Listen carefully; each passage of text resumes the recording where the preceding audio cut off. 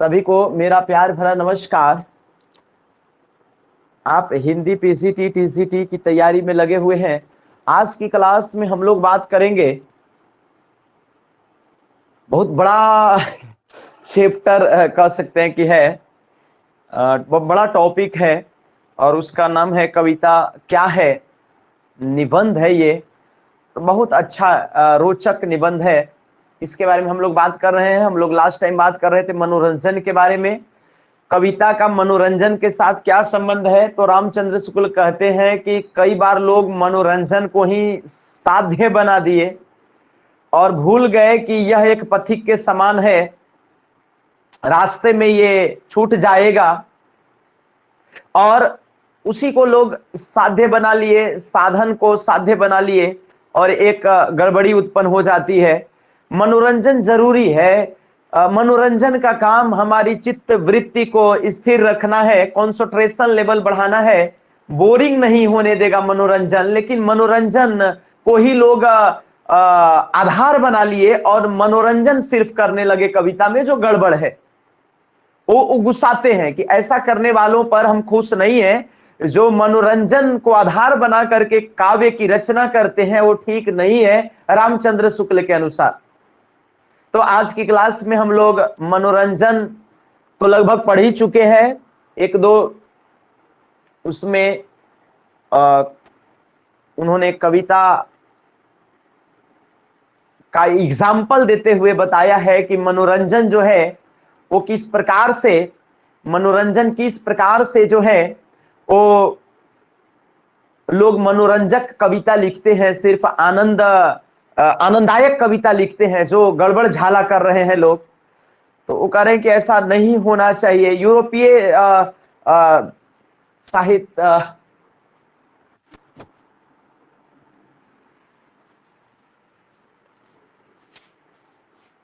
हाँ, नमस्कार झा जी। बहुत बढ़िया है और बाकी तो पॉजिटिव है। ये है न्यूज, अभी एक्चुअली क्लासरूम में है, पढ़ा रहे हैं तो ना होता है, जैसे ही क्लास छोड़ते हैं। हाँ, तो तुरंत हम आपको क्लास छोड़ने के बाद कॉल बैक कर लेते हैं।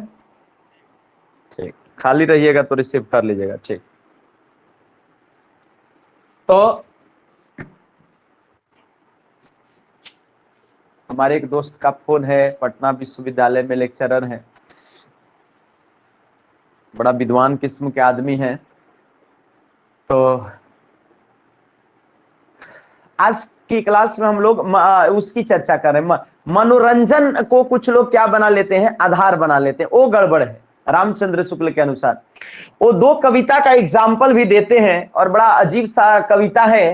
वो कहते हैं कि देखिए ये कैसा, एक तो है कि कविता, दोनों कविता आनंद वाला है कि मजा लेने के लिए, या कह सकते हैं कि राजा महाराजा का पहले वर्णन करने के लिए लोग उल्टी फुल्टी कविता लिखते थे, उसका ही आलोचना कर रहे हैं रामचंद्र शुक्ल। एक कविता है जिसको मैं लिख दे रहा हूं कि मिनट, कविता है, कविता ये कहते हैं, देखिए मनोरंजन, अभी हम लोग पढ़ रहे हैं मनोरंजन और कविता में क्या संबंध है। तो आज की क्लास में हम लोग मनोरंजन की बात कर रहे हैं, मनोरंजन और कविता। ऐसे ये लास्ट हो रहा है। मनोरंजन हम आपको बता दिए हैं, मनोरंजन का काम हमारी चित्त वृत्ति को स्थिर रखना है। मनोरंजन का काम सिर्फ और सिर्फ हमारी चित्त वृत्ति को स्थिर रखना है, कंसंट्रेशन लेवल को बढ़ाना है या कंसंट्रेट करके रखना है ना।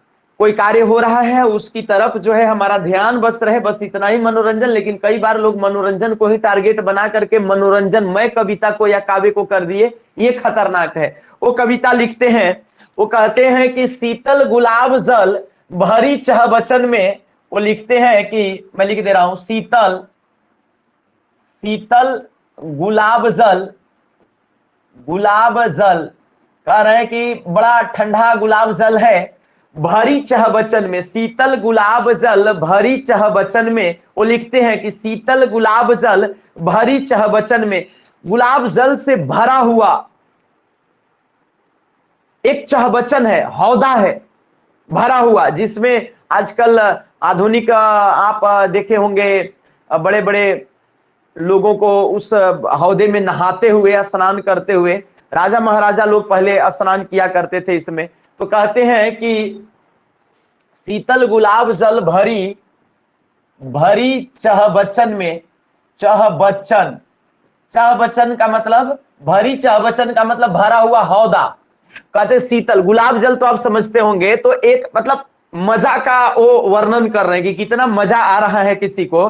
तो मजेदार चीजों का वर्णन कोई कवि कर रहा है, तो वो रामचंद्र शुक्ल का, ये रामचंद्र शुक्ल की कविता नहीं है, ध्यान रहे, रामचंद्र शुक्ल की ये कविता नहीं है, बल्कि रामचंद्र शुक्ल ये बता रहे हैं कि लोग ऐसा भी कविता लिखते हैं, है ना। शीतल गुलाब जल भरी चह बचन में, मतलब पूरा गुलाब जल से भरा हुआ जो है सो एक हौदा है, और उसमें कहते हैं डारी के कमल दल, वो कहते हैं कि डारी, मैं लाइन चेंज कर रहा हूं लेकिन आप टेंशन मत लीजिएगा, डारी के कमल दल माने कमल का जो आप पुंज है, जो पत्तियां हैं, उन सभी को उसमें डाल दिया गया। ध्यान दीजिए, शीतल गुलाब जल भरी चह बचन में, मतलब कि गुलाब जल से भरा हुआ जो है वो एक हौदा है, और उसमें और क्या डाल दीजिए, तो कमल का पतई डाल दीजिए, कमल का वो जो पंखुड़ी है वो डाल दीजिए और आनंद लीजिए। और नहाएबो,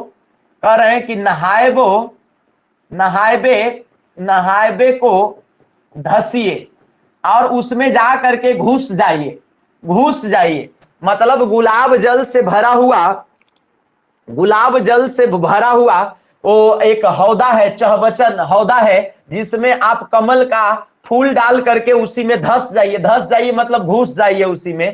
कहते हैं कि कालिदास, कालिदास अंग अंग, ध्यान समझिएगा, अंग अंग, अगर, अगर अतर संग, और कहते हैं कि कालिदास अंग अंग अगर अतर संग। तो कहा जाता है कि और क्या कर रहे हैं कि कालिदास को कहिए कि अंग अंग, मतलब जो अंग अंग है वो क्या है, अगर है। अगर मीन्स, अगर मीन्स अंग अंग, अगर, अगर मीन्स धूप हो सकता है, तो आप कहीं नोट कर सकते हैं, इसको धूप को कहेंगे, ये धूप का है, ये धूप है। और अतर का मतलब इत्र होता है, मतलब कि स्प्रे। तो आप उसमें धूप डाल दीजिए, इत्र डाल दीजिए, अंग अंग, अंग अंग, आप क्या ये अंग अंग क्या है, आपको अगर डाल देना है मतलब धूप डाल देना है, इत्र डाल देना है। तो ये भी रहेगा, कमल का फूल भी रहेगा, कमल दल, कमल का फूल भी रहेगा, का में, चहबचन में, चहबचन में कमल का, ओहो, कमल का फूल भी रहेगा चहबचन में। और आपको क्या क्या चाहिए, अंग, आपको क्या क्या चाहिए, अगर चाहिए, धूप भी वहां पर है, और इत्र भी है, स्प्रे भी है, स्प्रे भी है। और कह रहे हैं कि अब आनंद लीजिए, और कहते हैं कि केसर उसीर, कहते हैं कि केसर, उसीर माने खस होता है, केसर उसीर नीर धनसार, धनसार में धसिए। अब कह रहे हैं कि आप क्या कर लीजिए कि केसर रख लीजिए, खस रख लीजिए, और आप क्या कर रख लीजिए कि कपूर डाल लीजिए, और तब उसमें जाकर के आनंद लीजिए। मतलब आनंद का हद है, आनंद का हद है। आप आनंद ऐसे मत लीजिए, आप उसमें कपूर डाल लीजिए, धूप डाल लीजिए। एक पहले तो हौजा में क्या कर लिए, वो गुलाब जल का हौजा है, ध्यान रखिए, वो नॉर्मल पानी नहीं है, गुलाब जल का से भरा हुआ एक हौदा है। उसमें क्या करिए कि आप डाल लीजिए कमल का फूल, और कमल का फूल डालने के बाद आप धूप डाल लीजिए, कपूर डाल लीजिए, इत्र, इत्र स्प्रे डाल लीजिए, और उसमें जाकर के धस जाइए, खस डाल लीजिए, है ना, ये सब सब सुगंधित चीज है, खस भी सुगंधित चीज है, धूप, कपूर और इत्र, ये सब सुगंधित चीज है, ये सब डाल लीजिए, कमल का फूल डाल लीजिए, और गुलाब जल है, मामूली जल नहीं, गुलाब जल है, और चहबचन में, चहबचन माने हौजा, हौदा। भाई वो जो आजकल वैसन कावा नहीं रहता, एक में बैठल रहती है, जवन में उमर गई नहाते नहाते, का नाम है ओकर, दुबई में मर गई जी, बड़ा हीरोइन थी, सुंदर, मर गई। कौन कौन हीरोइन थी, आप कमेंट करिए एक बार, कौन हीरोइन अभी साल 2 साल पहले वो मर गई जो है सो, कौन हीरोइन मर गई उसी में, नाद में नहाते नहाते मर गई, कौन, श्री देवी, गुड, श्री देवी जो है, तो वही वाला बात हो रहा है कि चहबचन में सारा कुछ भरा हुआ है। गुड, बहुत बढ़िया, आपको तो जानकारी है। तो ये आपको तो केसर माने केसर आप जानते ही हैं। उसीर का माने खस होता है सर, नीर माने पानी होता है, और ये कपूर होता है। ये धनसर माने कपूर होता है। धसिए का मतलब कि घुस जाना है जा करके। कह रहे कि जेठ में गोविंद लाल, कहते हैं, एक लाइन लिख दे रहा हूं कि जेठ में गोविंद लाल, जेठ में गोविंद लाल, जेठ में गोविंद लाल चंदन के, ओहो हो, चंदन के चहलन, चंदन के चहलन भी है, चंदन के चहलन। और आपके पास क्या है, चंदन का लगाया, चंदन का पीसा हुआ जो है सो लेप भी है। तो जेठ का मौसम है, और ये कह रहे हैं कि भरी भरी, और इसके बाद दूसरा कलम से लिख दे रहा हूं, भरी भरी, और ये कह रहे हैं कि भरी भरी गोकुल में, गोकुल आप समझ रहे हैं ना, कृष्ण वाला गोकुल, गोकुल के महलन में तब बसिए। और ऐसन कावा जो महल है उसमें आपको क्या करना, महलन में बसिए, महलन में बसिए। यदि ऐसा भी, अब देखिए, ऐसा ऐसा आनंद मिले तब ना, ऐसा आनंद। तो इसमें क्या है कि जेठ में गोविंद लाल, गोविंद लाल मतलब कृष्ण को, या जो कह लीजिए, तो ये गोविंद लाल चंदन के चहलन, और चंदन का लेप भी लगा, वो भारी भरी गोकुल के महलन में बसिए। और ये आपको गोकुल का महल है जिसमें ये सारी चीजें हैं, और उसमें बस रहा है कोई। तो ये इस प्रकार से उन्होंने क्या किया कि एक अजीब सा ये आनंददायक कविता है, जिसमें सिर्फ और सिर्फ आनंद है, सिर्फ और सिर्फ मनोरंजन है। इसका कोई भाव नहीं निकल रहा है, ये अर्थहीन है, इसका कोई मतलब नहीं है। और रामचंद्र शुक्ल कह रहे हैं कि बड़ा गड़बड़ चीज है, ऐसा जो है ये ठीक बात नहीं है। रामचंद्र शुक्ल कह रहे हैं कि ये ऐसी कविता को हम बिल्कुल भी पसंद नहीं करते हैं। क्या यह काव्य है, क्या यह कविता है? ये खाली स्प्रे सेंट फुलेल लगा करके और धस करके नहाइए, इसमें कौन अर्थ निकल रहा है? तो कह रहे हैं कि ये कविता नहीं है उनके अनुसार। ध्यान रखिएगा, वो इसलिए एग्जाम्पल दी है कि ये खराब कविता है। ध्यान रखिएगा, वो कह रहे हैं कि ये खराब कविता है। इसी प्रकार से एक और कविता है, वो कह रहे हैं कि एक ऐसा भाव आ रहा है कि ठंडा का मौसम है, और ठंडा के मौसम में ठंडा उसको लगता है जो गरीब आदमी हो, लेकिन तमाम प्रकार का जिसके पास मसाला हो, मसाला माने आनंददायक चीज हो। अब आनंददायक चीज का देखिए क्यों किस प्रकार से वर्णन कर रहे हैं, तो आदमी को क्या ठंडा लगेगा, क्या शिशिर ऋतु का उसको समझ में आएगा कि कोई गड़बड़ी है, तो उसमें भी आनंद आवेगा उसको। वही बात है, जिसके पास रजाई है, जिसके पास हीटर है, जिसके पास तमाम प्रकार का चीज है, वो आज के डेट में आनंद लेता है। उसी प्रकार से आपको और लेकिन जो गरीब आदमी है वो रात भर आग जला करके हाथ सेकता है। तो वो कह रहा है कि शिशिर ऋतु भी किसी को कोई बिगाड़ेगा नहीं, बिगाड़ेगी नहीं। किसके लिए? तो कह रहा है कि शिशिर के मसाले सुनिए। और रामचंद्र शुक्ल कह रहे हैं, ये कह रहे हैं कि आइए शिशिर के आपको मसाले सुनाते हैं। तो शिशिर ऋतु के कुछ लोग मसाले लिखे हैं कि कैसे मजा आएगा। मसाले, शिशिर के मसाले का मतलब कि ठंडा के दिन में जो है वो किस प्रकार से आनंद लिया जाता है, उसका वो एग्जाम्पल है। कह रहे हैं कि गुलगुली है, कह रहे हैं कि गुलगुली है, गुलगुली है। गुलगुली का मतलब कि रजाई तोशक है। गुलगुली का मतलब कि रजाई तोशक है। गुलगुली है, गुलमय है। गुलगुली है, गुलमय है। गुलगुली है, गिलमय है। गिलमय माने गुलाम होता है। गुलगुली का मतलब रजाई तोशक, गिलमय का मतलब कि गुलाम होता है। और गलीचा है, गलीचा होता है पता नहीं, माने गुलगुली है, गुलाम है, और गलीचा है। माने रजाई तोशक है, गुलाम भी है, गिलमय, गिलमय, गुलगुली का मतलब गुलगुला चीज, तोशक रजाई। गिलमय का मतलब गुलाम, गुलाम भी है। और गलीचा बनाया जाता है उत्तर प्रदेश में। चूंकि ये बनारस के रहने वाले थे, काशी के, तो इनको रामचंद्र शुक्ल थे, इनको आइडिया था। बहरहाल ये इनकी कविता नहीं है, लेकिन ये इनको अच्छा लग रहा है। ये उत्तर प्रदेश का लिखा हुआ कविता। गलीचा बहुत ज्यादा बनता है मिर्जापुर वगैरह में। गलीचा बेडशीट टाइप का होता है, वो आप लोग देखे होंगे, बड़ा सुंदर सा, महंगा होता है, महंगा होता है। कहीं कुछ बाजार वजार लगता है तो आप देखते होंगे गलीचा। महंगा होता है, 2200, 2400, 3800, 5700 ऐसे करके मिलता है गलीचा। तो गुलगुली भी है, गिलमय है, माने आपके पास गुलाम भी है, गलीचा भी है। अब ये देखिए आपको इसको अलंकृत करते हुए, और इसके बाद ग ग से सब कर रहे हैं, गुनीज भी है, गुनीज, गुनीज है। तो गुनीज है मतलब कि आपको जो है गुनीज, गुनीजन लिखे होंगे संभवतः, गुनीजन है मतलब कि आपको अच्छे अच्छे, आपको सब लोग आपके आसपास भी हैं, अच्छे लोग भी हैं। तो गुलगुली है, गिलमय है, गलीचा है और गुनीजन है। तो ये सारी चीज है। चीक है, आगे लिखते हैं, दूसरा कलम से लिखूंगा। चीक है, चिरांके है, चीक है, चिरांके हैं, चिरागन की माला है, चिरागन की माला है। ठीक है, चिरांक है, एक प्रकार की वस्तु है जो आनंद देता है ठंडे में। चिरागन का मतलब होता है, चिरागन का मतलब होता है, चिराग मने दिया होता है, चिरागन की माला है मने चारों बगल से दीपक जला करके और ठंडा के दिन में छोड़ दिया गया है।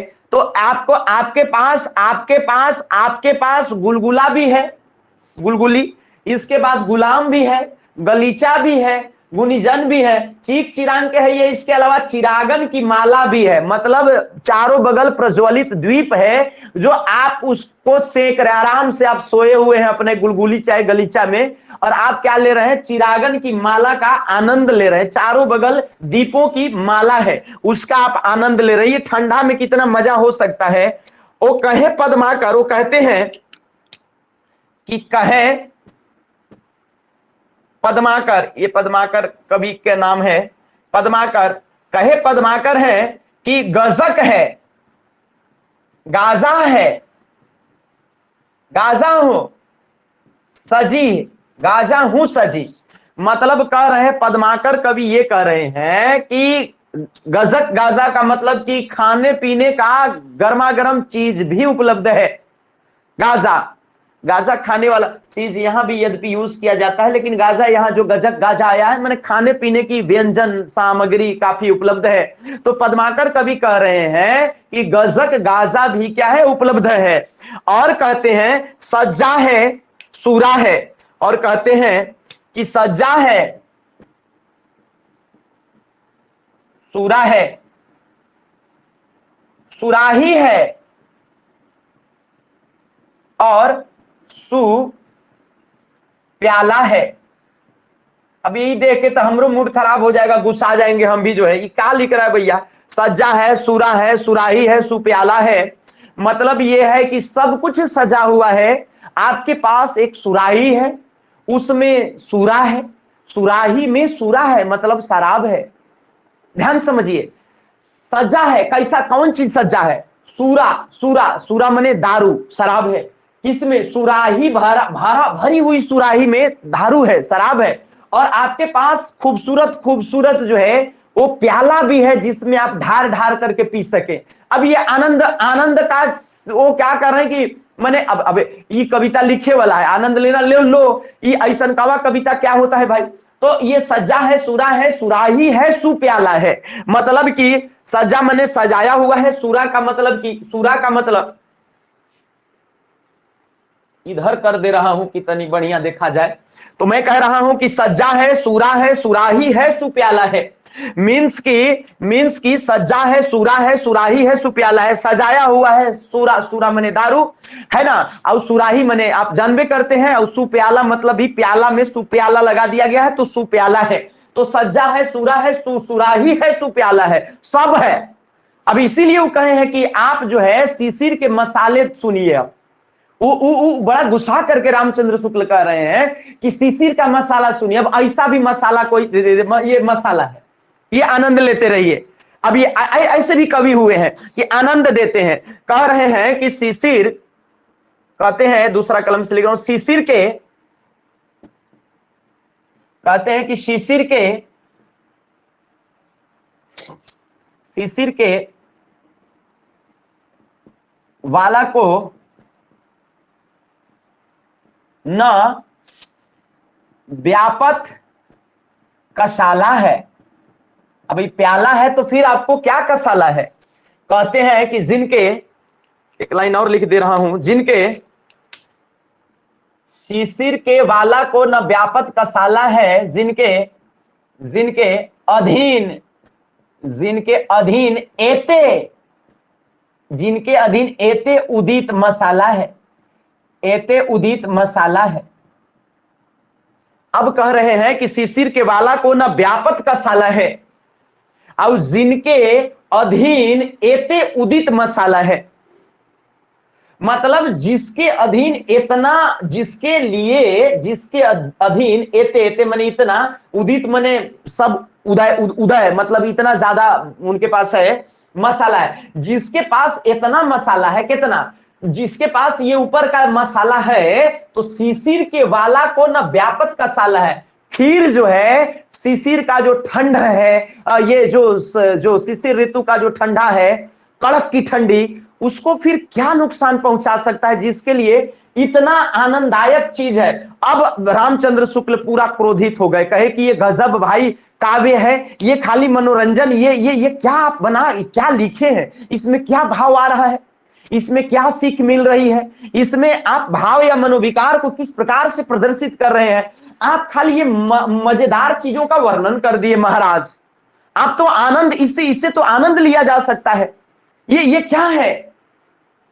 तो ये अभी इसमें जो है, तो ये आपको दो कविता लिख करके रामचंद्र शुक्ल ने एग्जाम्पल देकर के बताया है कि ऐसे लोग जो है वो काव्य के सही भागीदार नहीं है, काव्य रचना के, उनको काव्य रचना में भागीदारी उनकी नहीं होनी चाहिए, वो गलत कर रहे हैं ऐसे लोग। ये आपको मजा लेने वाला है कि आप क्या है कि चह बचन मने हौजा में, हौदा में, और गुलाब जल का चहबचन है, और उसमें इत्र भी है, कपूर भी है, खस भी है, सब ढाल करके और एगो नहा रहा है ना, तो ये एगो आनंद का है। और दूसरा ही कह रहा है कि यदि आपको ठंडा लग रहा है तो देखिए मसाला कितना है। अब ये एगो है, अब ये कितना खतरनाक बात है। अभी मजा लेने वाला कविता है तो गुस्सा गए, ये गुस्सा गए, कहे कि ये मनोरंजन उद्देश्य से लोगों ने बना दिया है, जो बहुत ही गड़बड़ झाला करके रखा हुआ है, और हम ये इस चीज को नहीं मानते हैं, ये गड़बड़ हो रहा है। तो अब इसको हम आपको क्या कर दे रहे हैं, यही आपको दूगो था, आप इसको याद ना भी करें तो कोई दिक्कत नहीं है, बशर्ते कि आप इसका अर्थ आप जाने। मैंने सबका अर्थ बोला हुआ है, रिकॉर्डिंग भी हो रहा है, यदि आपको छूट जाता है तो आप रिकॉर्डिंग के माध्यम से बाद में भी इसके अर्थ को आप लिख सकते हैं, इसका स्क्रीनशॉट भी मैं भेज दूंगा, ये जरूरी है ये सब चीजें। अब हम लोग बात करेंगे सौंदर्य का। कविता में सौंदर्य क्या चीज होता है, कविता और सौंदर्य, कलम खराब हो गया, कविता और सौंदर्य,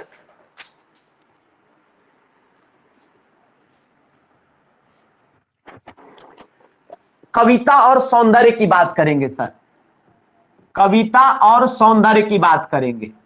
सौंदर्य, सौंदर्य पर बहुत विशद इन्होंने व्याख्या किया है, इन्होंने सौंदर्य का बहुत विशद जो है वो व्याख्या किया है, और इन्होंने किया है कि, इसको पहले घेर दे रहा हूं फिर बता रहा हूं, सौंदर्य और कविता में क्या संबंध है।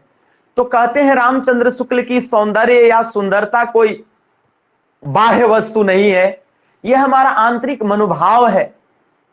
सुंदरता वस्तु में नहीं होती है, हमारी हृदय में होती है। किसी को कोई चीज सुंदर लग सकता है, किसी को कोई चीज सुंदर लग सकता है। रामचंद्र शुक्ल भीतर की पंक्तियों में लिखते हैं कि इंसान की सामान्य भूमि पर आप देखिए, इंसान की मनुष्यों की मनुष्यता की उच्च भूमि पर मत जाइए, जो बहुत हायर थिंकिंग ऑर्डर की बात मत करिए। बहुत ही सामान्य तरीके से जो भी इंसान सोचते हैं, सभ्यता के जिस शिखर पर हम लोग पहुंचे हैं, तो जनरली इंसान को कोई कुरूप चीज एक बारगी सुंदर नहीं लग सकता है, और कोई सुंदर चीज एक बारगी कुरूप तो नहीं लग सकता है। मतलब यदि हमको सुंदर लग रहा है तो आपको भी सुंदर ही लगेगा, और लेकिन आपको कम लग सकता है, हमको ज्यादा लग रहा है, तभी तो किसी की शादी होती है। कोई कहेगा कि वो किस उससे क्यों शादी किया, पता नहीं उसमें क्या है, तो उसमें उसको सुंदरता कुछ दिखा होगा तो कर लिया, बात समझ रहे कि नहीं? तो ये सुंदरता में सौंदर्य के में भावों की मात्रा का बस अंतर है। रामचंद्र शुक्ल कह रहे हैं, आप बीच के पैराग्राफ को पढ़िएगा तो आपको क्लियर हो जाएगा कि भावों की मात्रा का बस फर्क है। बात जिस सामान्य मनुष्यता के जिस सामान्य भूमि की वो बात कर रहे हैं, यानी सभ्यता वहां कम से कम पहुंच चुका है कि लगभग लगभग एक समान सोच रखते हैं लोग कि बहुत कुरूप चीज को कोई सुंदर नहीं कहने लगेगा, कोई सुंदर चीज को कोई कुरूप नहीं कहने लगेगा। मतलब किसी को माने मात्रा में अंतर होगा, किसी को कोई बहुत सुंदर लगेगा, कोई नॉर्मल सुंदर लगेगा, लेकिन बदसूरत तो नहीं लग सकता है। अब ऐश्वर्या राय हमको सुंदर लगती है, आप में से कितने लोग हैं कि ऐश्वर्या राय को बहुत बदसूरत कहते हैं? नहीं कह सकते हैं आप नहीं कह सकते। आप कहिएगा कि अरे मामूली है, ऐसी ऐसी बहुत महिलाएं हैं, वो तो ऐसी मिस वर्ल्ड बन गई, ऐसा आप कह सकते हैं। लेकिन आप ये नहीं कह सकते हैं कि बदसूरत है ना, या फिर हमको जो बदसूरत लगे, घृणित कुछ चीज रहे, अब उसको आप नहीं कह सकते हैं कि बड़ी सुंदर है, आपको कैसे खराब लग रहा है, तो ऐसा नहीं कर सकते। भावों की मात्रा का है। कह रहे हैं कि सुंदरता कोई बाह्य वस्तु नहीं है, सुंदरता हमारी अंतः सत्ता की चीज है। और एक चीज और कह रहे हैं कि जब तक हम सुंदरता किसको कहेंगे, सौंदर्य किसको कहेंगे, तो कह रहे कि सौंदर्य का मतलब भी वही है कि यदि हम अपनी पृथक सत्ता का तिलांजलि दे देते हैं, अपनी पृथक सत्ता को क्या कर दे रहे हैं कि यदि छोड़ देते हैं और हम हमारे अंदर भाव जो है सो विकसित हो जाते हैं और हमारे अंदर अच्छाइयां उत्पन्न हो जाए और हम दुनिया के साथ सरोकार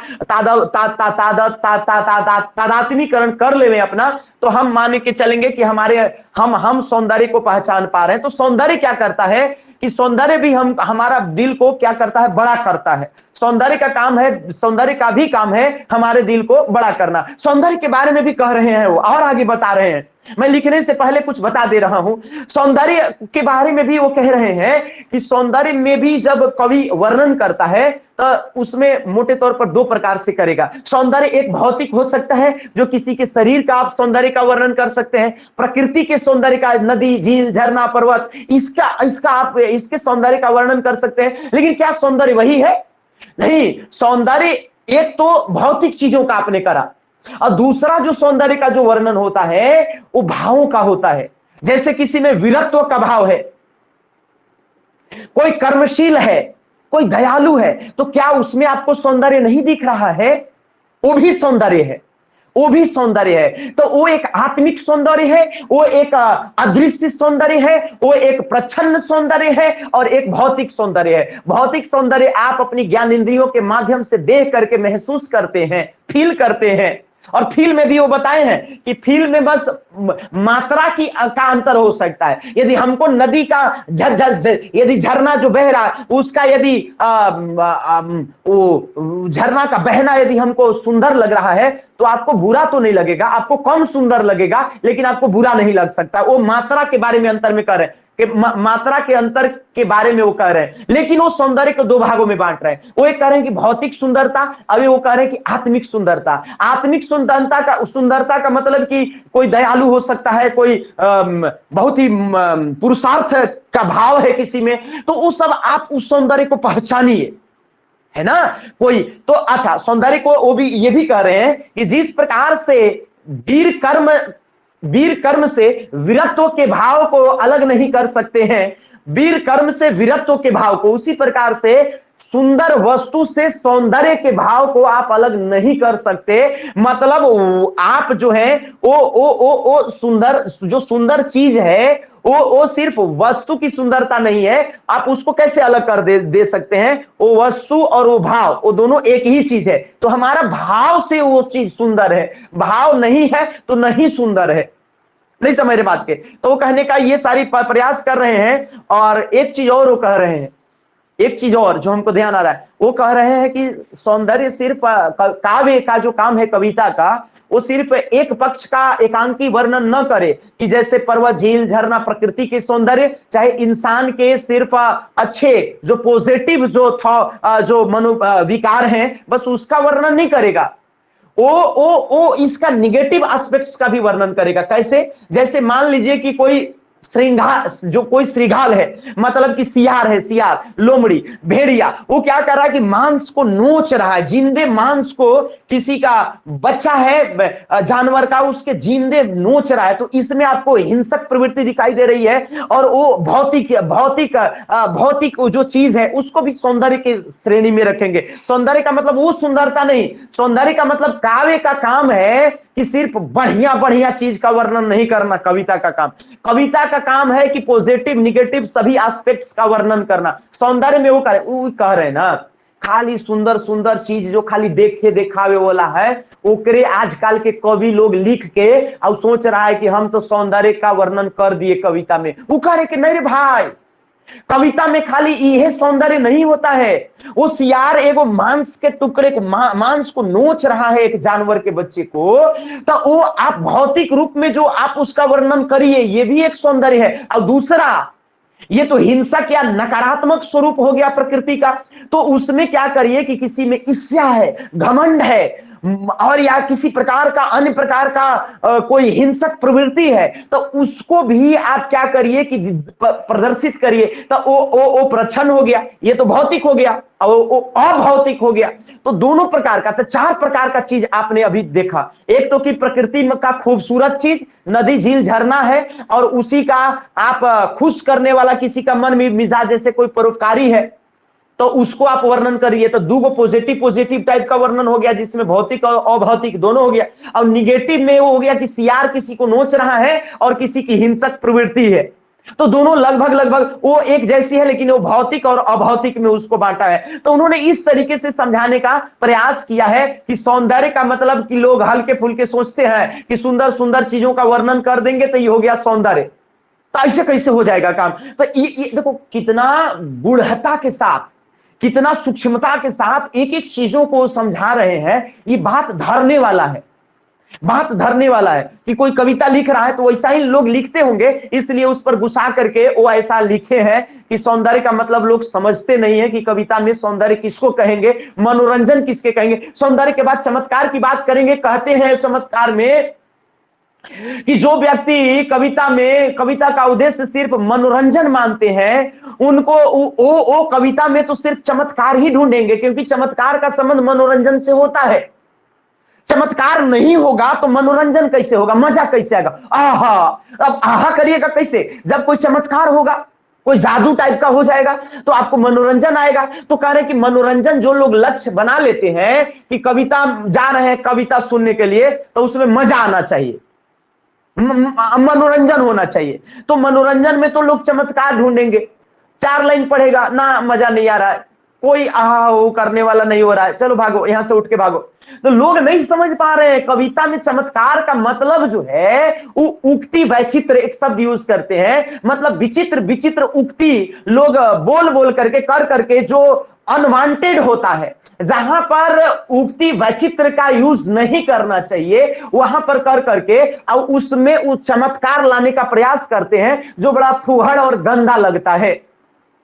वही एग्जाम्पल, कई प्रकार का कविता का एग्जाम्पल देकर के बता रहे हैं कि बड़ा फूहड़ तरीके से लोग, गंदा गंदा तरीके से लोग चमत्कार घुसेड़ देते हैं आहा करने के लिए। और उसमें क्या होता है कि लोगों को मजा आता है, मनोरंजन आता है, लेकिन कविता का जो मेन उद्देश्य था वो लोग भूल करके और यही सब में लगे हुए हैं। तो वो सिखा रहे हैं लोगों को कि कविता आखिर ओरिजिनल में क्या है। और चमत्कार यदि हम आपको पढ़ा देंगे, चमत्कारवाद कविता में, और उसके बाद फिर भाषा, कविता की भाषा कैसी होनी चाहिए, और इसके बाद फिर कविता पर अत्याचार होता है, वो चीज दो, मतलब ये खत्म होने के कगार पर है। मतलब ये हमारा जो है ये खत्म होने के कगार पर है। बात समझ रहे ना? तो मैं यहां सौंदर्य की बात कर रहा हूं, 2-4 लाइन लिख देता हूं, 2-4 लाइन लिख देता हूं, बहुत जल्दी में लिखूंगा। मैं जो बता चुका हूं मैं वही लिखने वाला हूं। सौंदर्य के बारे में कहते हैं, सौंदर्य के बारे में कहते हैं रामचंद्र शुक्ल की यह कोई बाहरी वस्तु नहीं है। आप नोट भी कर सकते हैं, आपको किताबों में भी मिल जाएगा। यह बाहरी वस्तु नहीं है बल्कि यह मन के अंदर ही है। पहला लाइन तो आप ये लिख सकते हैं, तो सौंदर्य क्या है? कोई बाहरी वस्तु नहीं है बल्कि मन के अंदर है। एक तो ये हो गया, सौंदर्य कोई बाहरी वस्तु नहीं है बल्कि मन की स्थिति है, और मन की स्थिति सामान्यतः सबकी एक जैसी है, मात्रात्मक रूप से अंतर है। किसी को कोई चीज बहुत ज्यादा सुंदर लग सकता है, कोई कम लग सकता है, लेकिन ऐसा नहीं हो सकता है कि यदि सुंदर हमको लग रहा है तो आपको खराब लगे, माने बहुत बेहुदा टाइप का लगे, नहीं हो सकता है ना। तो सामान्य भूमि पर वो कह रहे कि मनुष्यता की सामान्य भूमि पर जो है सबको लगभग मात्रात्मक रूप से अंतर लगता है सौंदर्य में, लेकिन लगभग चीजें एक जैसी होती है। वो कह रहे हैं कि यूरोपीय समीक्षक जो होते हैं वो सौंदर्य को जो है दूर की कौड़ी मानते हैं, मतलब बड़ा भयंकर घुसेड़ा है अपनी कविताओं में, खाली सुंदरता सौंदर्य को घुसेड़ने का प्रयास किए हैं, लेकिन सौंदर्य सही समय पे सही चीजों को घुसाइए कविता में, सुंदरता, तब जाकर के मजा आएगा और लोग समझ रहे कि नहीं समझ रहे। तो कह रहे हैं कि जो एक लाइन और लिख दे रहा हूं कि यूरोपीय जो समीक्षक है, एक लाइन उन्होंने लिखा है, यूरोपीय समीक्षक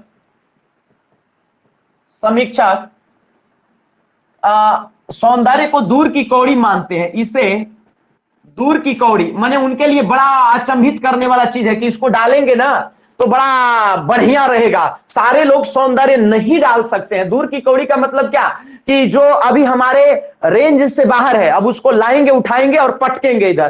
तो यूरोपीय समीक्षक के अनुसार रामचंद्र शुक्ल कह रहे हैं कि यूरोपीय समीक्षकों के लिए सौंदर्य जो चीज है ना वो बड़ा अद्भुत है उनके लिए। वो सौंदर्य बेमतलब का घुसेड़ देना चाहते हैं कविता में, जो हमको ठीक नहीं लगता है। रामचंद्र शुक्ल कह रहे हैं मोटा मोटी कि हमको ठीक नहीं लगता है। कह रहे हैं कि सुंदरता, नेक्स्ट लाइन कह रहे हैं, नेक्स्ट लाइन ये कह रहे हैं कि सुंदरता जो चीज है या सौंदर्य लिख दे रहा हूं, कह रहे हैं कि जो सौंदर्य जो चीज है वो सौंदर्य कोई पृथक वस्तु नहीं है, पृथक वस्तु नहीं है, वस्तु नहीं है, माने सौंदर्य को आप अलग नहीं कर सकते हैं। कैसे? तो कह रहे हैं कि जैसे वीर कर्म को वीरत्व से अलग नहीं कर सकते हैं, वीर कर्म को वीरत्व से अलग नहीं कर सकते हैं। कह रहे हैं उदाहरण के तौर पर EX लिखा हूं मैंने एग्जाम्पल, कह रहे हैं कि जैसे वीर कर्म से वीरत्व को अलग नहीं किया जा सकता है, उसी प्रकार से सौंदर्य को या सुंदर वस्तु से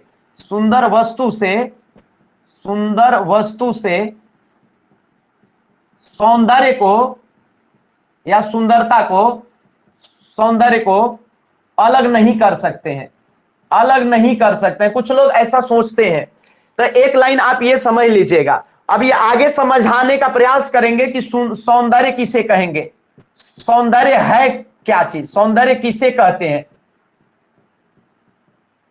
सौंदर्य किसे कहते हैं। तो कह रहा है कि ये कहते हैं कि सौंदर्य किसे कहेंगे, सुंदर कौन कितना मेरे लिए सुंदर है।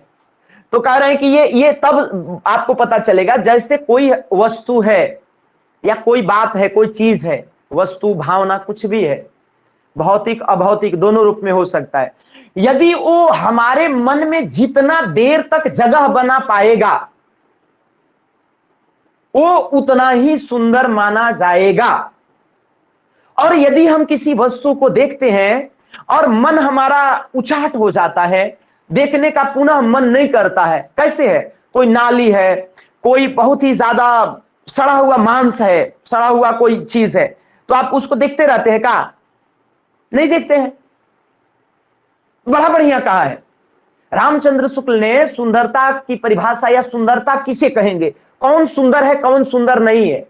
तो जो हमारे दिमाग को जितना ज्यादा अपनी ओर आकर्षित करे, वो जो चित्र है वो मेरे दिमाग में जितना ज्यादा बैठेगा वो उतना ही मात्रा में, वही रेशियो में सुंदर कहलाएगा।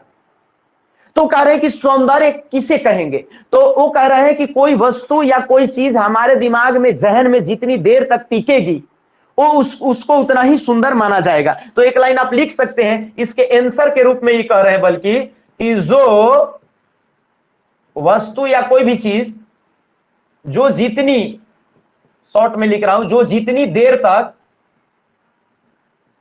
देर हमारे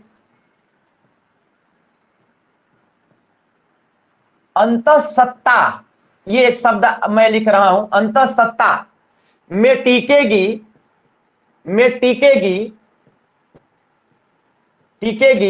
वो उतना ही ज्यादा सुंदर कहलाएगा। अंतःसत्ता मतलब हमारे हृदय के सत्ता में, हमारे हृदय में कोई भी वस्तु, कोई भी बात, कोई भी घटना, अब गुलाब है या कोई भी वस्तु अब बहुत सुंदर चीज है तो उसको लोग निहारते रहते हैं कि नहीं? बताइए बताइए। कोई भी खूबसूरत चीज है, आप गए कहीं पर कोई गहना लेने के लिए, वो आपके औकात से बाहर का चीज है, लेकिन आपकी नजर उस पर चली जाती है, आप उसको टके आप गए हैं बिछिया लेने के लिए और वो बहुत बड़ा जेवर है जिसका दाम 21 लाख रुपया है, रेंज से बाहर है वो, लेकिन वो कोई बड़ा आदमी ले रहा है, दुकानदार ने दिखा दिया, मन पगलाइल है, अब उसको देख रहे हैं, अब आ रहे हैं, तब वो उसी का चर्चा कर रहे हैं अपने बाकी लोगों से, आसपास के लोगों से जो हमारे हैं। तो अब ये क्या है? ये उसके मन में क्या हो गया? वो मन में गड़ गया। तो बड़ा बढ़िया कह रहा है कि सुंदर किसको कहेंगे? जो हमारी अंतः सत्ता में जितना देर तक टिकेगा उसको उतना ही हम क्या कहेंगे? सुंदर कहेंगे। और वो कह रहे हैं कि एक चीज और जो हमने आपको बता दिया है, मैं उसका वर्णन कर देना चाहता हूं। कह रहे हैं कि देखिए भैया, मनुष्यता की, आप उच्च भूमि पर मत जाइए, अब ये मनुष्यता की उच्च भूमि हम पढ़ा चुके हैं, मनुष्यता की सामान्य भूमि पर रहिए। माने सामान्यता जो इंसान होता है, तो मनुष्यता की सामान्य भूमि पर सौंदर्य जो होता है, सौंदर्य उस सबों में, सब लोगों में वो क्या होता है? समान रूप में होता है, समान रूप में होता है, समान रूप में होता है। अंतर क्या होता है? तो अंतर बस इस बात की होती है, अंतर क्या है? तो अंतर बस ये है, अंतर बस ये है, हम बता चुके हैं, ये हम बता चुके हैं जो लिख रहे हैं। अंतर केवल क्या है बताइए? भाव की मात्रा का है, भाव की मात्रा का है। अंतर केवल भावों की मात्रा का। जिस लेवल पर इंसान आज के डेट में पहुंचा है, वो हमको सुंदर लग रहा है तो लग रहा है, हमको लग रहा है, आपको लग रहा है, सबको लग रहा है, लेकिन लेकिन लेकिन लेकिन अंतर बस भावों की मात्रा। किसी को बहुत ज्यादा वो अट्रैक्ट करेगा, किसी को कम करेगा, लेकिन सुंदर चीज तो सुंदरे लगेगा और बेकार चीज तो सबको बेकारे लगेगा। कब? मनुष्यता की सामान्य भूमि पर। ध्यान दीजिएगा, वो इंडिकेट कर दिए हैं, मनुष्यता की उच्च भूमि पर यदि कोई पहुंच जाता है तो उसको फिर कुरूप चीज भी सुंदर लग सकता है और सुंदर चीज भी कुरूप लग सकता है। अब स्वामी विवेकानंद को चूंकि अब किसी भी सुंदर से सुंदर स्त्री में मां नजर आ जाती थी, तो वो कुरूप महिला हो तो उसमें उसको तो माई दिख रहा है, चाहे वो ऐश्वर्या राय हो तो उसमें भी माई दिख रहा है, तो फिर तो उनके लिए तो वो मनुष्यता की उच्च भूमि है सर, और ये मनुष्यता की सामान्य भूमि की बात हो रही है। तो साधारणतः जो है क्या होता है कि इंसान को यदि हमको अच्छा लग रहा है तो आपको भी लगेगा, और आपको खराब लग रहा है तो हमको भी लगेगा। हाँ, मात्रा में अंतर हो सकता है। तो अंतर केवल भाव की, ध्यान दीजिएगा, अंतर क्या होता है? भाव की मात्रा का है सर, भाव की मात्रा का है। इसी पंक्ति में वो कहे हैं कि यदि किसी को सुंदर कोई चीज है तो एक बारगी उसको कुरूप नहीं लग सकता है, और कोई यदि एक बारगी कुरूप है तो उसको एक बारगी जो है वो सुंदर नहीं लग सकता है। बस थोड़ा मोड़ा का अंतर रहेगा, फ्लैक्चुएशन होएगा। वो कह रहे हैं कि सौंदर्य हर जगह होता है। एक लाइन वो कह रहे हैं, वो कह रहे हैं कि सौंदर्य जो होता है, सुंदरता, सौंदर्य हर जगह है, हर जगह है। एक लाइन इन्होंने यह भी कहा है, इन्होंने कहा है कि सौंदर्य हर जगह है। सौंदर्य कैसे कैसे है सर? तो यदि कोई पुष्पित, पल्वित, गुम्फित यदि कोई पुष्प हो, फूल हो, तो वहां भी आप सौंदर्य देख सकते हैं।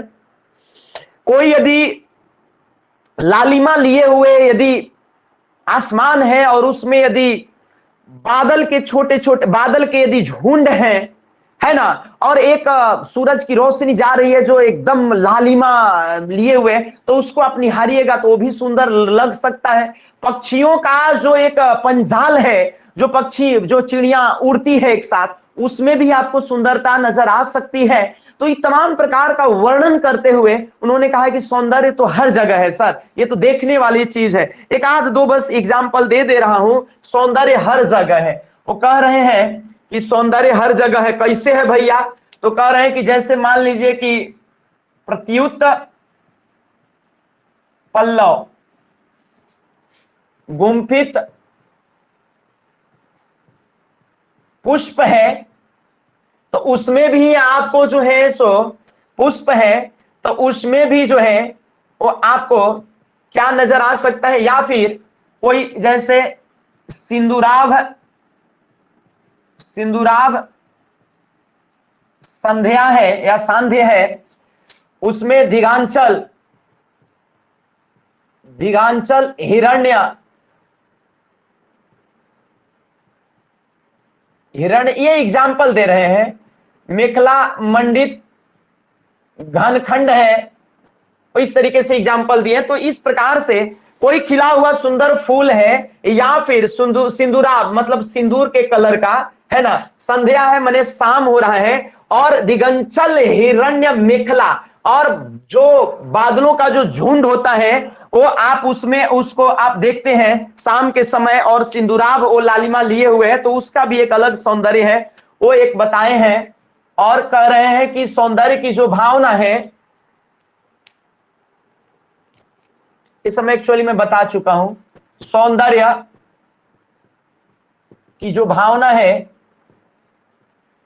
भावना में मग्न होकर होकर कई बार होता क्या है कि मनुष्य जो होता है, मनुष्य अपनी जब पृथक सत्ता का जब तक कि त्याग नहीं करेगा, पृथक सत्ता को क्या कर देता है कि जब तक त्याग नहीं करेगा तो फिर उस सौंदर्य का कोई मतलब नहीं हो सकता है। तो एक ये लाइन है कि सौंदर्य की भावना में क्या हो जाता है, कई बार मग्न हो जाता है आदमी और उसी में घुस जाता है।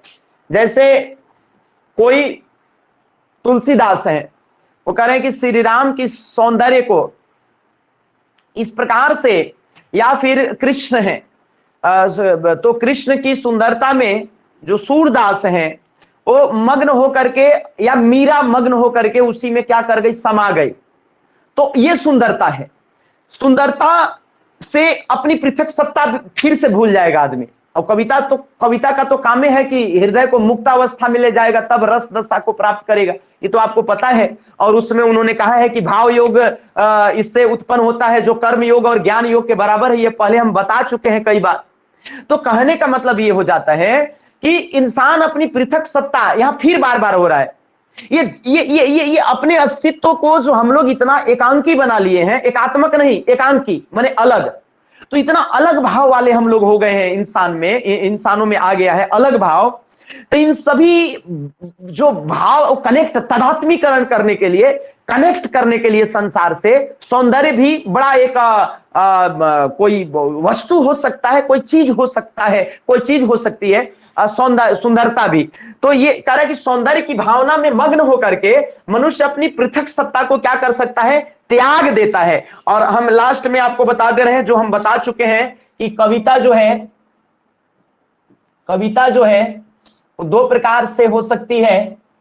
एक तो आपको भौतिक वाली, काव्य जो है दो प्रकार से रचना कर दीजिए आप, एक तो भौतिक वाला और एक आपको आत्मिक वाला, चाहे अभौतिक वाला। एक भौतिक सौंदर्य उत्पन्न करेगा और दूसरा जो है आत्मिक सौंदर्य उत्पन्न करेगा।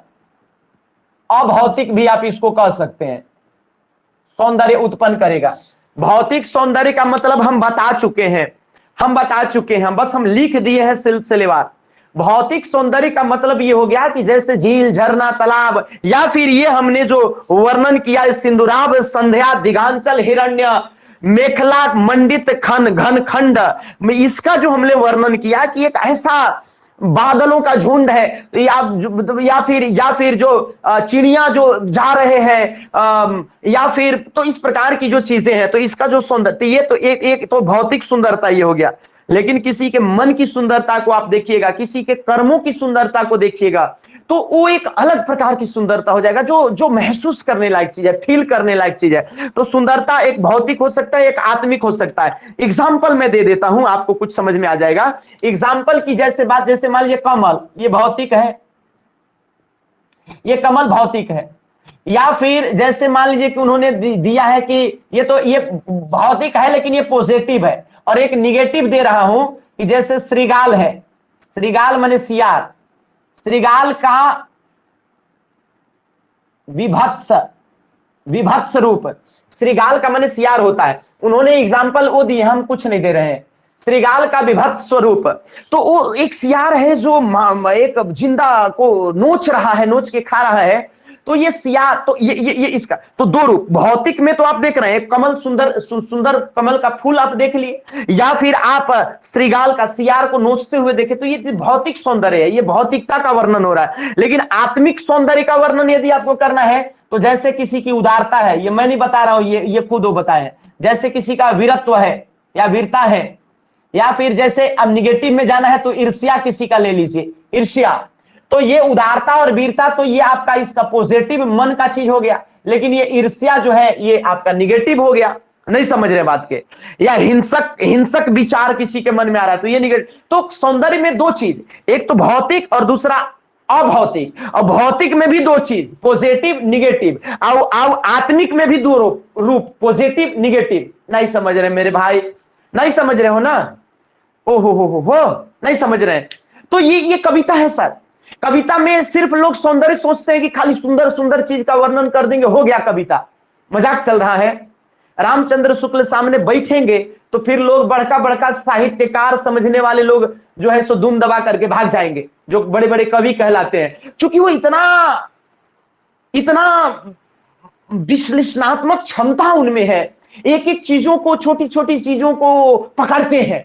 तो बहुत बड़े प्रकांड व्यक्ति थे, उनको हम लोगों को पढ़ने में, वो जो चीज है उनको बस खाली पढ़ने पढ़ाने में माथा जो है सो क्या हो जाता है, हिल जाता है। तो सोचिए वो कितने प्रबुद्ध व्यक्ति होंगे रामचंद्र शुक्ल। तो अभी ये बात कर रहे हैं, और उन्होंने इसी का एग्जाम्पल जो है वो बंकिम चंद्र चटर्जी की कविता से दिया है। उन्होंने कहा है कि बंकिम चंद्र चटर्जी की बात करिए। बंकिम चंद्र चटर्जी में उन्होंने कहा है, बंकिम चंद्र चटर्जी जो लिख रहे हैं, आनंद मठ भी लिखे, तमाम प्रकार की चीजों का उन्होंने वर्णन करा है। तो एक प्रकार एक लिखते हैं जिसमें तिलोत्मा और आयशा दो महिलाओं का वर्णन हो रहा है। तो तिलोत्मा जो है वो एक राजकुमारी कन्या है, उसकी खूबसूरती का उन्होंने वर्णन करा है। तो एक वो चीज हो गया, लेकिन सिर्फ उसके अंग प्रत्यांगों का सुंदरता का वर्णन सिर्फ बंकिम चंद्र चटर्जी नहीं कर रहे हैं। आयशा के जो एक अंदर के का जो सात्विक भाव था उसी में वो भी दिखाए हैं। तो कहने का मतलब ये हो गया कि दोनों पक्षों को लेकर के चलिए। आपको सिर्फ बाह्य सुंदरता का आप वर्णन कर देते हैं, आप कवि हैं, आपको मन की सुंदरता या मन नहीं दिखाई देता है, मनोभाव मनोविकार आपको नहीं समझ में आता है, अंदर में क्या हो रहा है, हृदय में मन में क्या चल रहा है। सिर्फ आप अंग प्रत्यंग का सौंदर्य का वर्णन कर दिए, है ना। तो इस तरीके से जो है, तो उन्होंने बंकिम चंद्र चटर्जी का दो चीज, एक तिलोत्मा का वर्णन उन्होंने किया है, और दूसरा जो उन्होंने किया है वर्णन आयशा का। तो तिलोत्मा का जो वर्णन किया, उनके उसके अंग प्रत्यांगों का वर्णन किया है उन्होंने, आयशा के अंग प्रत्यांगों का वर्णन किया। एग्जाम्पल के तौर पर अंग प्रत्यांग की सुषमा या उसकी खूबसूरती का वर्णन किया, और ये आयशा जो है उसका सात्विक भाव, सात्विकता का इन्होंने बोध कराया। तो एक ही रचना में तिलोत्मा की खूबसूरती का भी उन्होंने वर्णन किया, और आयशा जो है, आयशा, उस आयशा के सात्विक भावों को भी सामने रखा। तो सिर्फ जो कवि या जो साहित्यकार सिर्फ बाह्य सुंदरता का वर्णन करना जानते हैं, उसको सौंदर्य नहीं कहा जाता है। आंतरिक मनोभावों को भी आप पढ़ने का प्रयास करिए और उसकी रचना करिए, तब हम जाने, तब हम माने, और करना चाहिए। तो तब तो सौंदर्य को लोग जो गलत समझते हैं, तो सौंदर्य में हमने आपको बहुत कुछ बताया और ये सौंदर्य का भी बात हो चुका है सर, सौंदर्य का भी बात हो चुका है सर। अब आपको आज हम मनोरंजन बता दिए, सौंदर्य बता दिए, यदि आप कंटिन्यू करेंगे तो चमत्कार भी बताएंगे। चमत्कार पढ़ने के लिए कितने लोग तैयार हैं बता दीजिए, तो 10-20 मिनट में चमत्कार भी बता देंगे। चमत्कार पढ़िएगा ना? पीजीटी पास करना है ना कि ऐसे ही? पीजीटी पास करना है कि ऐसे ही रहना है? चलिए, यानी पढ़ना है, पढ़ेंगे। गुड, अभी का टाइम हुआ? बाप रे, कौन विषय के हम 11 साढ़े 11 तक पढ़ाए हैं, वो आपका तो नहीं है। तो ये मैं कोई क्लास जो है, आपकी क्लास नहीं आज तक इतनी लंबी हुई है, लेकिन मैं काफी लेकिन ज्यादा नहीं, आप भी 15 मिनट और रुक जाइए, 10 से 15 मिनट, उसमें हमारा काम खत्म हो जाएगा। 10-15 मिनट और आप धैर्य बना के रखिए, मतलब अभी 8:45 बज रहा है, 9 बजे तक खत्म करा देंगे, टेंशन नहीं लेना है। आप धैर्य बना करके सुनिए, कंटिन्यूटी बनाइए। मैं ये बताया आज मनोरंजन और सौंदर्य के बारे में। 10-15 मिनट और रुक जाइए, ज्यादा नहीं। चमत्कार की बात, चमत्कारवाद और कविता ये कैसे संबंधित है? तो कह रहे हैं वैसा आदमी जो कविता का लक्ष्य मनोरंजन मानता है, बात समझिए, उस शुरुआती लाइनें में यह बात बताइए रहे हैं। वैसे आदमी जो कविता का लक्ष्य मानते हैं कि मनोरंजन, माने काव्य का मतलब कि मजा आएगा, चलो कविता सुनते हैं, हास्य कलाकार आ रहे हैं, मतलब कुछ मनोरंजन होगा, मजा का, तो ये कविता नहीं है सर ना। और मैंने सुना है इलाहाबाद वगैरह में बड़े बड़े कवियों को सुना है, तो जो बुजुर्ग कवि हैं, जो थोड़े कम पैसा वाले हैं, उनको मैंने कभी कभी सुना, उनको लास्ट में मौका मिलता है। हम जनरली कविता सुनने के लिए हमेशा चले जाते थे, हमको बड़ी अच्छा लगता है। तो वो जो बूढ़े कवि हैं, उनके दर्द को मैंने देखा। वो कहते हैं कि आज के डेट में जो खूब हंसा देता है, खूब बकवास करता है, जिसका कोई अर्थ नहीं निकल रहा है, कुछ अश्लील बातों को बोल बोल करके और लोगों का दिल जीत लेता है, उसको लोग पैसा से तौल दे रहे हैं आज के डेट में। वो तो रामचंद्र शुक्ल का स्टूडेंट है। 1941 में रामचंद्र शुक्ल मरे और उसके बाद फिर उनका जो पुराने बुजुर्ग लोग 1950-60 के दशक वाले लोग, और ऐसे में वो तो रामचंद्र शुक्ल का शिष्य है, तो पढ़ा है हिंदी साहित्य इस विधि से जो हम आपको बता रहे हैं, जो बतिया, तो वो कविता बेचारा कैसे अश्लील गावे बताइए?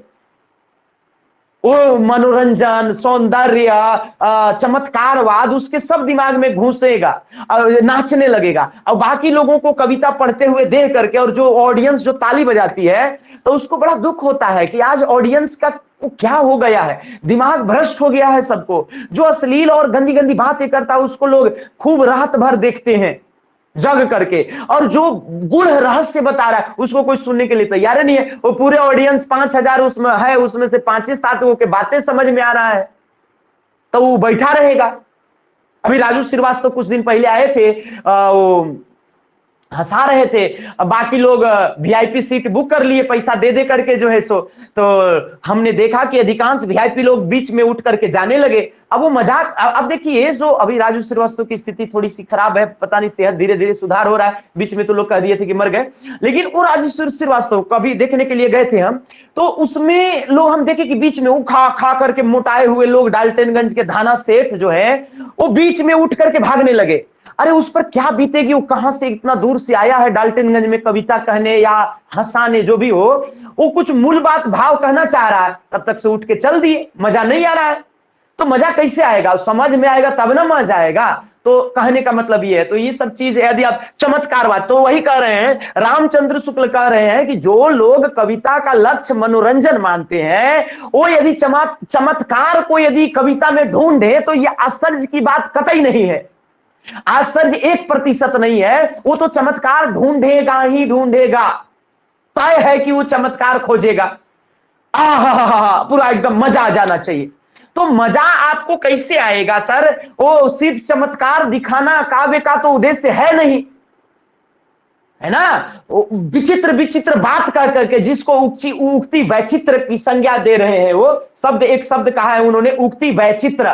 तो उक्ति वैचित्र जैसे उन्होंने कहा है कि जैसे मान लीजिए किसी को आपको भला बुरा कहना है तो आप कहते हैं कि एकदम बैले हो का, अब आप बैल कह दिए, तब अब इसमें मजा आ गया। तब बाकी लोग बैल बैल शब्द या बैल या गधा बार बार यूज करने लगे, तो इससे काव्य का जो उद्देश्य है वो गड़बड़ा गया। तो कहने का मतलब वो कह रहे हैं कि बैल कभी कभार कहा जाता है। वो कह रहे हैं कि ऐसा नहीं है कि जो भावुक जो कवि होते हैं, जो भावुक कवि होते हैं, वो ऐसा नहीं है कि चमत्कारिता का एकदम बिल्कुल भी प्रयोग नहीं करते, वो करते हैं, लेकिन ऐसा नहीं है कि अंट बंट संट कहीं भी डाल करके उसको मसालेदार झालदार बनाने के लिए कहीं से कुछ भी उठा करके डाल देना है, ये गलत बात है। वो ये कह रहे हैं, ये पूरे पूरे चमत्कारवाद में मेन सारांश ये है, नहीं समझने बात के। और उसके बाद वो कई प्रकार का, फिर वो तो बड़े गुस्साए हैं, रामचंद्र शुक्ल चमत्कारवाद में वो ना बड़ा गुस्साए हैं, और फिर कई प्रकार का कविता डाल दिए हैं कि ले ऐसा निशन तो ये कविता आ रहा है कि चमत्कार मय बना दिया है पूरा संसार को, जो है ना। तो ऐसे नहीं होता है, ऐसे नहीं होता है। तो दो चार लाइन में आपको बोल देता हूं, नहीं तो लिख दे रहा हूं, नहीं तो बोलते रहिए, जब बोलते रहेंगे नहीं तो। चमत्कारवाद आप हेडिंग डाल सकते हैं, चमत्कारवाद। चमत्कारवाद में चूंकि इतनी कविता का वर्णन कर दिए हैं कि आज तो हो नहीं पाएगा, लेकिन फिर भी जितना हो पाएगा उतना हम लोग इसको कर लेंगे। चमत्कारवाद की बात करें तो चमत्कारवाद में जो है ये क्या कह रहे हैं कि जो लोग, एक लाइन तो मैं यही लिख दे रहा हूं पहले जो हम बोल चुके हैं, कि जो लोग काव्य में, आप ये लिख सकते हैं, और ये पहला लाइन ही है कि जो लोग, ये बड़ा इंपॉर्टेंट लाइन है काव्य का, क्योंकि इससे पूरा सारांश का पता चलता है। काव्य का जो लक्ष्य है, लक्ष्य बराबर मनोरंजन समझते हैं, मनोरंजन मानते हैं वे यदि चमत्कार कविता में चमत्कार ढूंढे, कविता में चमत्कार ढूंढे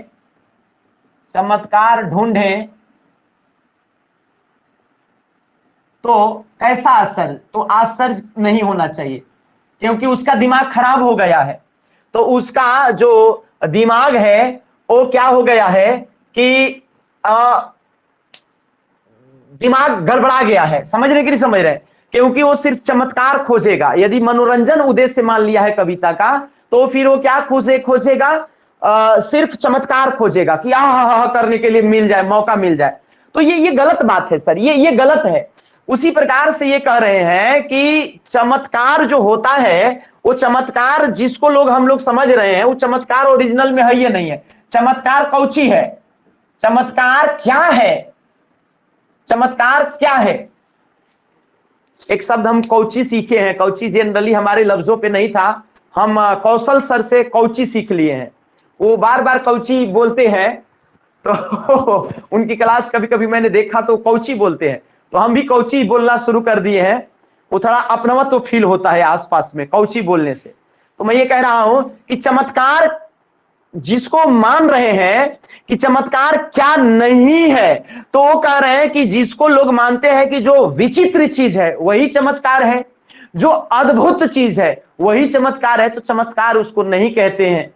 यदि आप विचित्रता या अद्भुतत्व को यदि आप चमत्कार मान रहे हैं, तो चमत्कार उसको नहीं कहा जाता है, चमत्कार कुछ दूसरा है। उसी प्रकार से उस सौंदर्य को भी कहें कि सौंदर्य आप गलत समझ रहे हैं, जिसको आप सौंदर्य समझ रहे हैं वो सौंदर्य नहीं है, और जिसको आप मनोरंजन कह रहे हैं वो मनोरंजन नहीं है, और मनोरंजन का मनोरंजन कविता का मेन उद्देश्य मनोरंजन भी नहीं है, और सौंदर्य के बारे में तो बताइए दी। उसी प्रकार से चमत्कार क्या नहीं है, तो कह रहे हैं कि चमत्कार जो है नहीं है, क्या नहीं है, अद्भुत।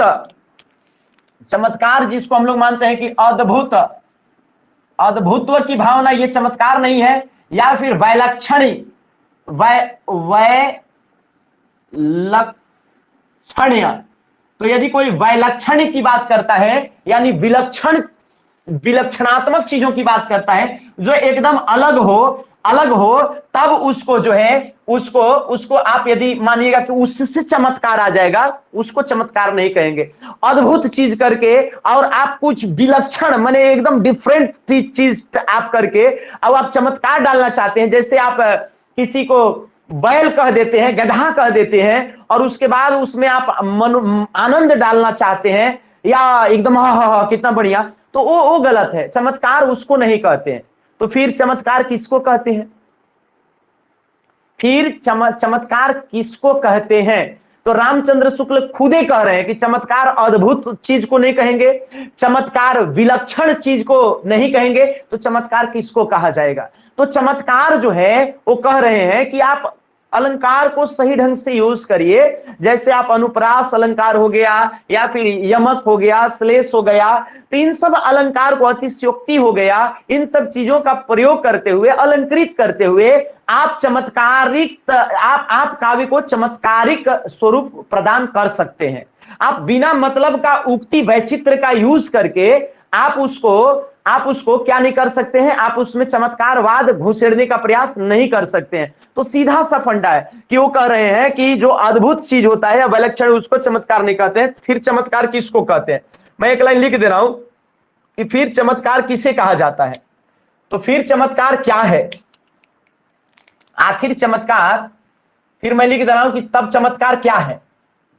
चमत्कार ऊपरे तो लिखे कि चमत्कार नहीं है वो चीज, तो फिर चमत्कार क्या है?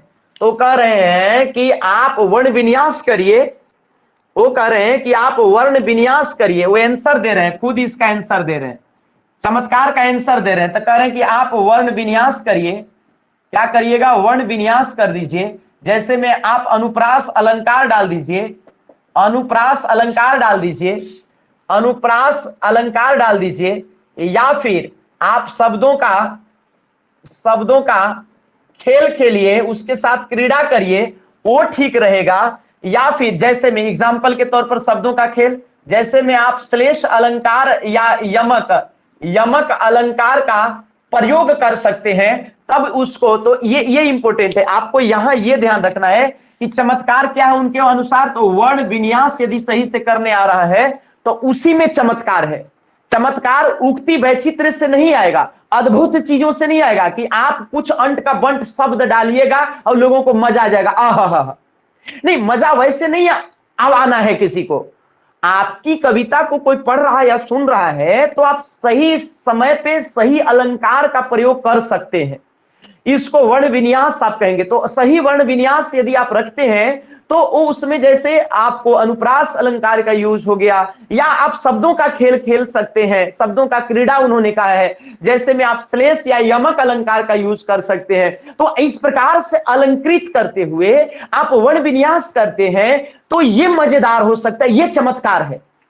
तो भाई हाई फाई आदमी था, सोच वाला, इसको चमत्कार कह रहा है, और सामान्य आदमी को ये चमत्कार कभी नहीं समझ में आएगा। वो तो उसको तो ये समझ में आएगा कि चमत्कार थोड़ी है। जब तक कि किसी को बैल ना कहा जाए, गधा ना कहा जाए, तब तक थोड़ी मजा आने वाला है। तो उल्टा फुल्टा कह के कुछ शब्द डाल करके और अंट का बंट जो है, तो उसको लोग क्या करते हैं कि उसको चमत्कार मानते हैं। तो वो कह रहे हैं बाद में, ये लास्ट में ये भी कहते हैं कि चमत्कार ऐसा नहीं है कि चमत्कार का प्रयोग जो है, मैंने बता दिया है, ये भावुक कवि चमत्कार का प्रयोग ऐसा नहीं है कि भावुक कवि नहीं करते हैं। चमत्कार का प्रयोग भावुक कवि भी करते हैं। आप नोट कर सकते हैं कि चमत्कार का प्रयोग भावुक कवि, अभी ये देखो, ये कह रहे हैं कि भाई तुम्हारे में भावना है नहीं, तुम कुछ फीलिंग डाल नहीं पा रहे हो, और चमत्कारिता लाने के लिए, मतलब उसको ज्यादा मसालेदार बनाने के लिए उल्टी फुल्टी शब्दों का प्रयोग कर दे रहे हो, तो ये गलत है। तो वो कह रहे हैं कि भाव तो ये नहीं रहा है तुम्हारी कविता में। तो ये कह रहे हैं कि ऐसा नहीं है कि भावुक कवि चमत्कारिक शब्दों का यूज नहीं करते, वो करते हैं कभी कभार। तो वो भी जो है वो खराब चीज को गधा कह देते हैं, बैल कह देते हैं, लेकिन स्थिति परिस्थिति को ध्यान में रह करके लिमिट में करते हैं। यानी ऐसा नहीं कि जो भावना पे काम कर रहा है कवि, भावनाओं के साथ जो जो दिल को छूने वाला मर्मस्पर्शी कविता लिख रहा है। ऐसा नहीं है कि वो उक्ति वैचित्र का प्रयोग नहीं करता है, वो करता है। उक्ति वैचित्र का मतलब कि विचित्र विचित्र उक्ति। तो ऐसा नहीं है कि भावुक कवि उक्ति वैचित्र का प्रयोग नहीं करता है, वो करता है, लेकिन स्थिति परिस्थिति के अकॉर्डिंग करता है। ऐसा नहीं कि मन में कुछ आया तो कुछ बोझ दिए धर के, नहीं रे भाई, वो गड़बड़ा जाएगा मामला। हो नहीं समझ रहे हैं। तो ये चमत्कार का प्रयोग वो कह रहे हैं कि ऐसा नहीं कि भावुक कवि नहीं करते, भावुक कवि भी करते हैं, लेकिन लेकिन स्थिति और परिस्थिति के अनुसार। तो मैं एक लाइन और लिख दे रहा हूं कि लेकिन करते हैं, लेकिन स्थिति परिस्थिति परिस्थिति के अनुसार वो स्थिति परिस्थिति की व्यंजना के अनुसार लिखे हैं, बोले हैं। एग्जाम्पल के लिए, जैसे ऐसा नहीं है कि वो मूर्ख को बैल नहीं कहेंगे। एग्जाम्पल के लिए वो मूर्ख को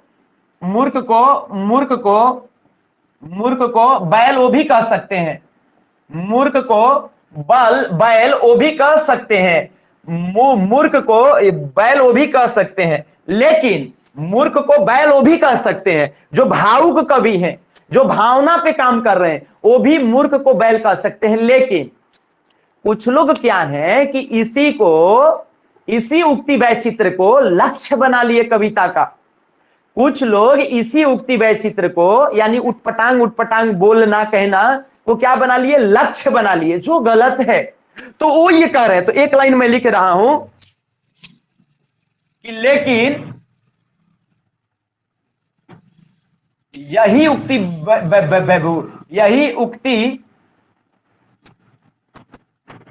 वैचित्र वैचित्र वैचित्र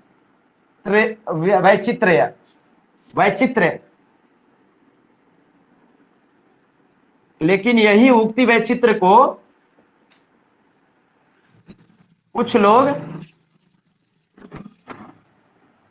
अपने काव्य का क्या बना लिए, लक्ष्य बना लिए। ये गड़बड़ी है सर, ये गड़बड़ी है। अब वो कह रहे हैं कि जैसे वो कह रहे हैं, एक लास्ट सुन लीजिए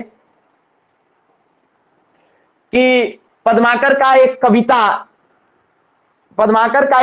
कविता जो है वो है, उन्होंने लिख दिया है, बता दिया है। पद्माकर का एक कविता कि राधा जो है वो कृष्ण से क्या कह रही है, पद्माकर की कविता है। तो कह रहे हैं कि ऐसा नहीं कि उक्ति वैचित्र, वो कुछ मजेदार चीजों को डाला जा सकता है, लेकिन आप बेढंगा चीज डाल करके और काव्य का लक्ष्य बता दिए हैं, ये ठीक बात नहीं है। तो उन्होंने एक एग्जाम्पल दिया, एग्जाम्पल बहुत देते हैं वो, कई उदाहरणों से समझाने का प्रयास किए हैं कि ऐसा दिया जा सकता है, लेकिन आप उल्टी पलटी मत दीजिए, है ना।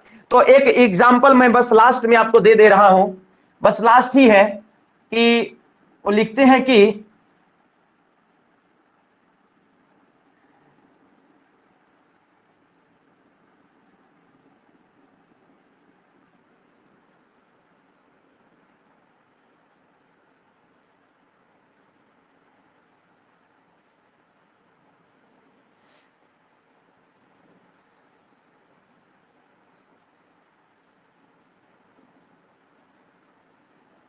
वो कहते हैं कि नयनन, याद कर रहे थे कविता, कौन कविता लिखना है, नयनन कहीं मुस्काए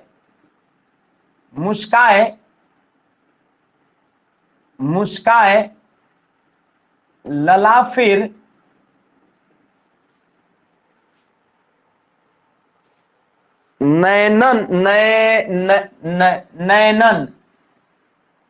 नैनन कहीं मुस्काए लला फिर अइहो खेलन होरी। तो इस प्रकार का एक पद्माकर का कविता है। तो उन्होंने कहा, इस पर गाया हुआ भी है, नैनन कहीं मुस्काए लला फिर आई हो खेलन होरी। अब ये गाना है ना पद्माकर का। तो वो राधा जो है सो अपने नैनन को मुस्का करके कह रही है कि लला, लला मैंने कृष्ण के बारे में कह रही है कि लला फिर जो है वो होली खेलने के लिए आना। तो अब ये इसमें देखो, नैनन कहीं मुस्काए लला फिर अहो खेलन होरी, ये पद्माकर की एक कविता है छोटी सी। तो ये देखिए, ये ऐसे भी कविता लिखी जा सकती है, लेकिन लोग जो उक्ति वैचित्र का प्रयोग करते हैं और अंत का बंट लिख डालते हैं, उस पर क्रोधित हैं रामचंद्र शुक्ल। और वो कह रहे हैं कि कविता ये क्या तरीका है लिखने का, ये क्या तरीका है कविता लिखने का। तो उन्होंने नैनन कही मुस्काए लला फिर अहो खेलन होरी, तो वो राधा की ये उक्ति है, कृष्ण को कह रही है। तो ये काफी इंटरेस्टिंग है। तो इस प्रकार से कविता लिखी जानी चाहिए, रामचंद्र शुक्ल का है। लास्ट ही चल रहा है कविता की भाषा कैसी हो। अब इसमें कुछ और कविताओं का है, इन्होंने वर्णन किया है, उसका हम एग्जाम्पल दे देंगे। और कविता की भाषा कैसी होनी चाहिए, और कविता पे अत्याचार हो गया है, कविता में थोड़ा सा अलंकार की भी उन्होंने बात कर रखा है। तो इन सब चीजों की चर्चा करते हुए इसको खत्म करेंगे, और हम लोग फिर एक और लास्ट जो है बस हम लोग निबंध पढ़ेंगे, और इसके बाद फिर हम लोग किसी दूसरी चीजों की तरफ चलेंगे। आहिस्ता आहिस्ता हम लोगों का आराम आराम से बहुत ही श्रेष्ठ तरीके से हो रहा है, अद्भुत तरीके से हो रहा है, और स्नेह स्नेह आहिस्ता आहिस्ता गति से आपके सिलेबस की तरफ बढ़ रहे हैं, लेकिन बहुत ही तगड़ा तरीके से बढ़ रहे हैं, बहुत ही मजेदार तरीके से। जल्द ही हम लोग अन्य टॉपिक की ओर चलेंगे, अन्य बुक्स की ओर, किताब की ओर चलेंगे, दूसरे कभी कोई उपन्यास या कोई कहानी या किसी अन्य चीजों पर भी जल्द बात करने वाले हैं। तो आपको मैं उम्मीद कर रहा हूं कि आपको अच्छा लगा होगा, आज का क्लास समझ में आया होगा। आज आपको छुट्टी करते हैं, फिर जो है वो लास्ट में आपको गाना भी सुना दिया। इसे बोलते बोलते मेरा गला खराब हो गया था, नहीं तो हम बहुत बढ़िया गाते हैं, बहुत बढ़िया गाते हैं। इसको कभी हम बढ़िया से सुना देंगे। हम माने लय में गाते हैं, एक्चुअली सांस नहीं काम किया, चूंकि बहुत देर से पढ़ा रहे हैं। आपको शायद नहीं पता है, हम 3-4 बजे से पढ़ा रहे हैं, 3-4 बजे से पढ़ा रहे हैं, कभी कभी माथा भी काम नहीं करता है। तो आज के लिए आप सभी का बहुत बहुत धन्यवाद। शिक्षक दिवस की हार्दिक शुभकामना के साथ आप भविष्य में सरकारी शिक्षक बने, यही हमारी दुआ है, यही हमारी मनोकामना है। और जल्द ही आप किसी सरकारी विद्यालय में जो है वो आप अपने पढ़ाई लिखाई से सुशोभित करेंगे, अपने शिक्षकत्व से आप क्या करिएगा कि सुशोभित करिएगा विद्यालय को, झारखंड के बच्चों को। आज के लिए आप सभी का बहुत बहुत धन्यवाद।